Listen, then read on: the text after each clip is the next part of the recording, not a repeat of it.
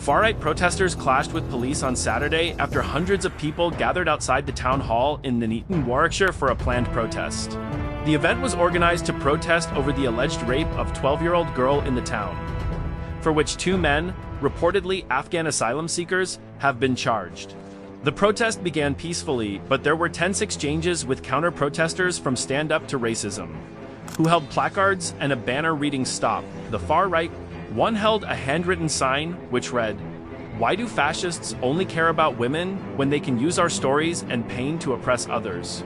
On the other side, a red and white sign in the crowd saying "This is England," and another reading "UK First" were held above the growing crowd of protesters. They accused the anti-racists and the police of protecting pedophiles, shouting "Shame on you." Nuneaton and Bedworth police said there was one arrest at the protest, a 17-year-old boy for making threats to cause criminal damage. The counter-protesters were outnumbered about 4-1 and were led away by police after a couple of hours. The crowd listened to rambling speeches during which men shouted "Enough is enough" and urged them to support Reform UK. Protesters chanted "Send them home" and "We want our country back." One man standing on a stage in front of about 400 people said, "England is doomed. You cannot stop it by protesting. The far right must unite."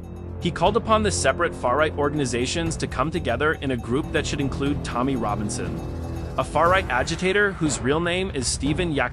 Robinson is on bail, suspected of assaulting a man in St. Pancras Station.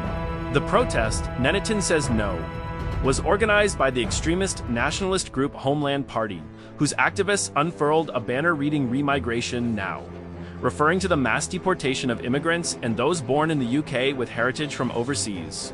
Many who attended said they were from the area and denied being far-right. Meanwhile, Nazi imagery could be seen on t-shirts worn by a handful of people. Music blared from a loudspeaker, including Rule Britannia, with the chorus loudly sung along to.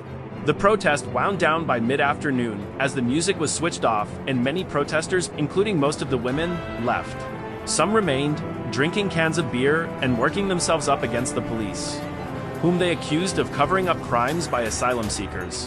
When one officer agreed with a protester that the alleged rape of the child was a horrific crime, in an attempt to calm some agitated protesters, one shouted, "Horrific crime. Well, let us protest then." The officer responded, "We are letting you protest." By late afternoon, the crowd had entirely dispersed. Later, some protesters could be seen taking turns to sing karaoke on the street outside the Wetherspoons pub.